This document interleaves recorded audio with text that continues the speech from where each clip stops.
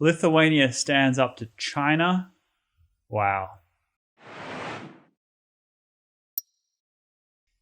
Hello, welcome to Dangerous Policy, a channel aimed at intelligent people wanting to discuss important issues facing life and society. My name is Crispin, and today I'm going to talk about what is fast becoming my favourite country in Europe, Lithuania. They have announced that they will open a trade office in Taiwan. This is a significant development. It might seem like a small thing, but Chinese government are more sensitive about Taiwan than anything else on any other subject, whatever. From the CCP's point of view, Taiwan is a rebellious province that should have already been reintegrated back into the mainland, was only prevented from doing so by the US government putting the 7th Fleet in Taiwan Strait after the nationalists fled there during the Chinese Civil War.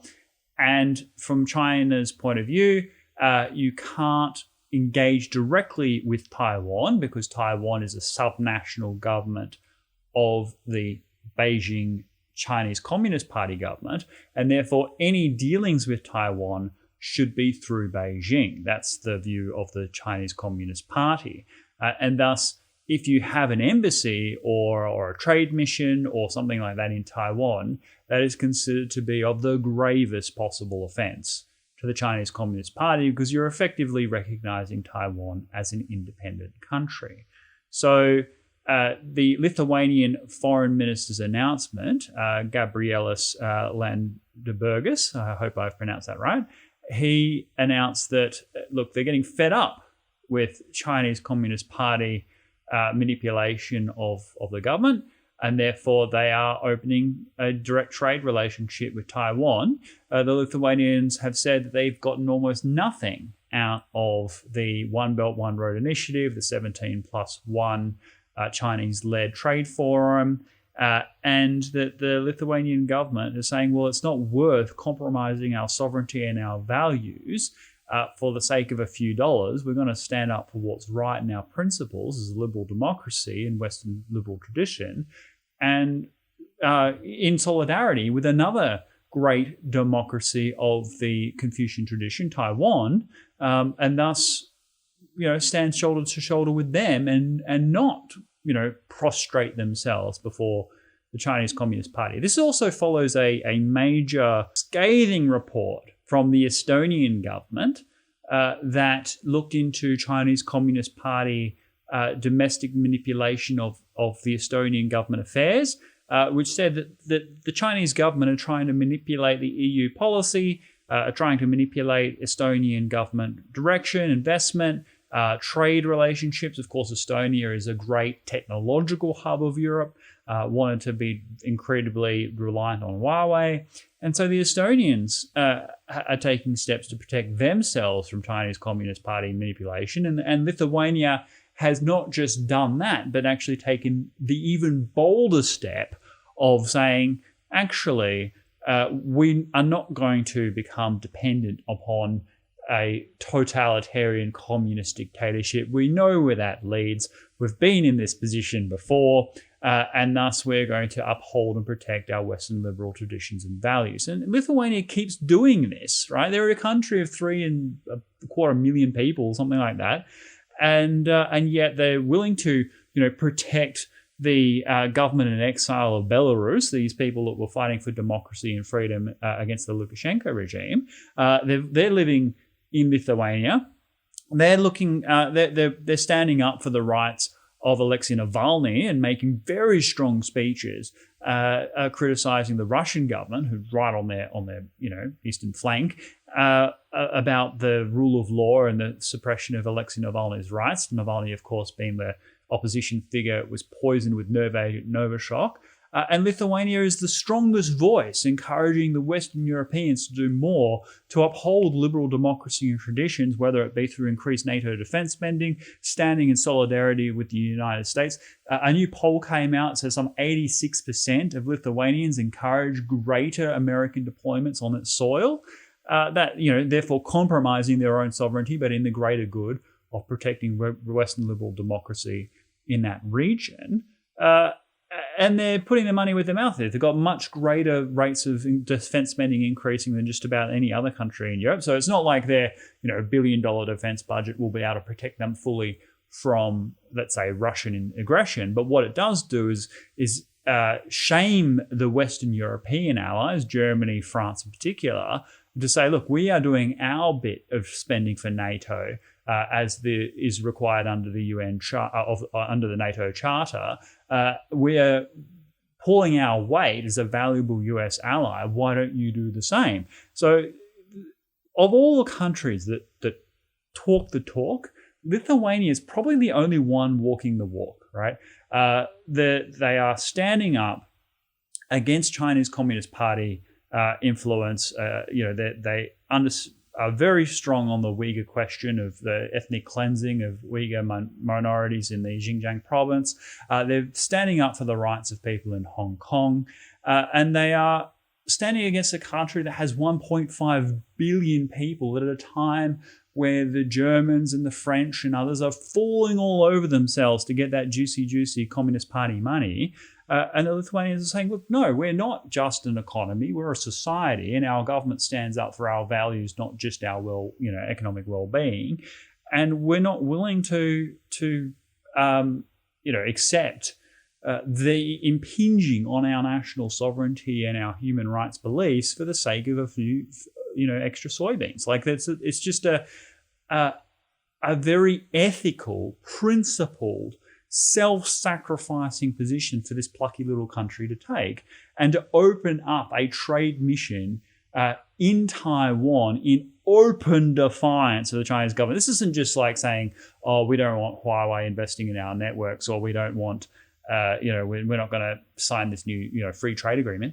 This is them saying to the Chinese government, we see you as being an illegitimate voice when it comes to Taiwanese affairs, that this is an independent country in effect, and we're going to have direct diplomatic relations with them, irrespective of what you have to say about it, because we see you as a totalitarian dictatorship which doesn't have the enfranchisement of its own citizens, that doesn't have free and fair elections, that has an emperor who's in power for life after changing their constitution, and we're going to stand up for Western liberal values and traditions. This is a brave and courageous stand that not any other country in Europe seems to be taking to that same degree. Mostly, I think, because the Europeans, many of them, not everyone, of course, but many of them do think that the benefits from China outweighs the direct risk. Europe is a long way from China. They don't think China is going to be invading Paris anytime soon. And therefore, why not get rich despite whatever China might be doing in its own country, despite what it might be doing to undermine Western traditions against the United States. And that includes things that will ultimately come back and bite the Europeans pretty hard, like freedom of navigation of the oceans, freedom of space exploration, freedom of the internet.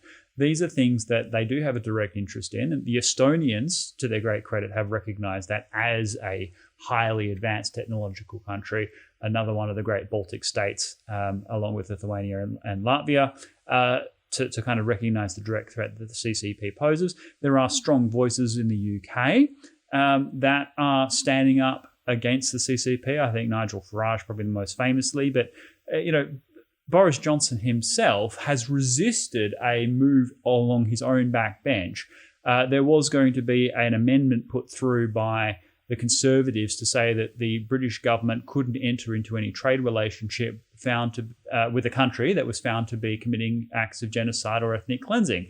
Boris Johnson has resisted that, i.e. saying that the UK government should be allowed to enter into trade relations with countries that are committing ethnic cleansing and genocide. That's just an extraordinary position for the British government to be in, and yet that's where they are. Well, the Lithuanians aren't putting up with that. They're saying, look, we know what's happening in China.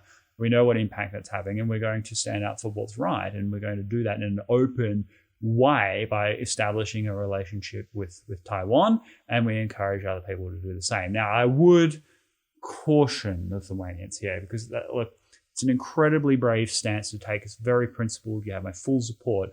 But as an Australian who sees with my own eyes what the Chinese government does when they're displeased, please know that they will try and make an example of you. They will try and make an example of the Lithuanian government.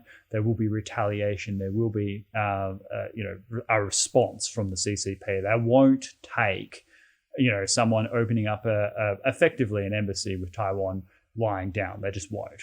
They'll see it as a fundamental assault on their territorial integrity by this small country in sort of Central Europe. And they'll want to retaliate, and they'll find all kinds of ways to do that. So what the Lithuanians really need is some solidarity from the countries around it. First of all, those that share Lithuania's worldview. So certainly the Baltic states, Poland. I would like to see more from Sweden and the Czech Republic. But then ultimately, it must come from Germany and France to say, no, we stand with the Lithuanians who are doing the right thing, and you know what, we might do the same. Only then will China consider a more cautious response. But if Lithuania is allowed to be left isolated in this response, then the impact on Lithuania's economy will be very grave. It won't just be the direct trade relationship with China, although that will be a significant opportunity cost.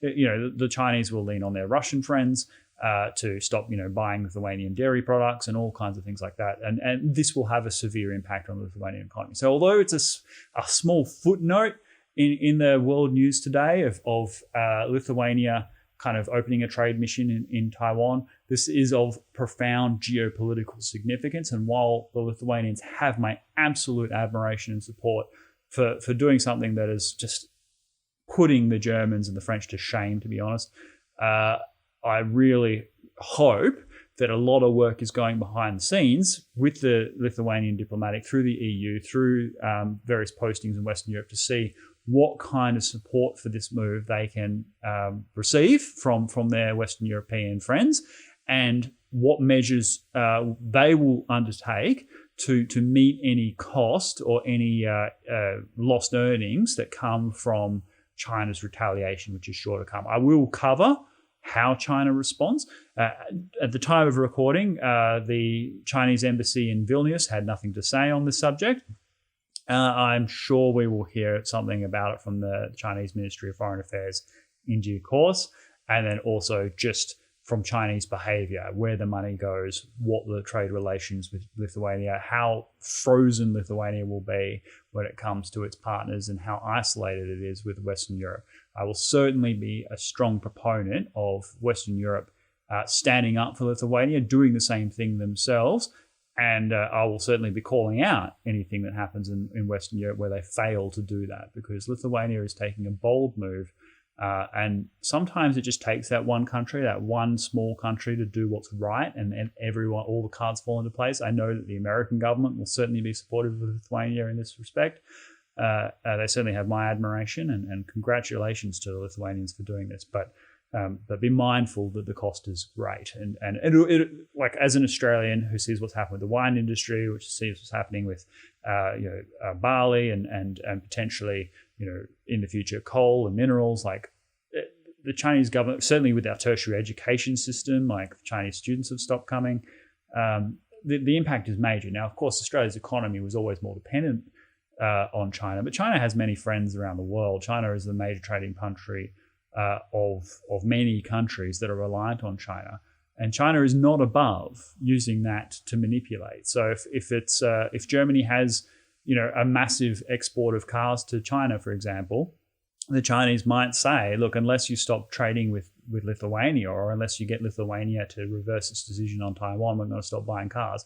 Well, that'll put enormous pressure on German car manufacturers, and in turn the German government, to kind of get Lithuania to untwist Lithuania into kowtowing before the Chinese government, even though Lithuania is just standing up for what's right. I mean, I'll be very interested to see how this all plays out. So congratulations to Lithuania for taking this bold step.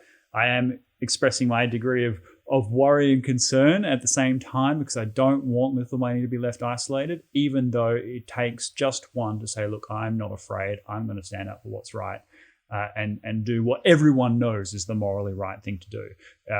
The Western Europeans should not be trading with a regime they know to be an authoritarian, totalitarian dictatorship, crushing the rights of people in Hong Kong, Tibet, Xinjiang, getting wealthy off the backs of these people, sweatshops, like it just the unacceptable claims to the South China Sea, and they're doing it because of the bribe, effectively, the stacks of cash that will be promising to come from China.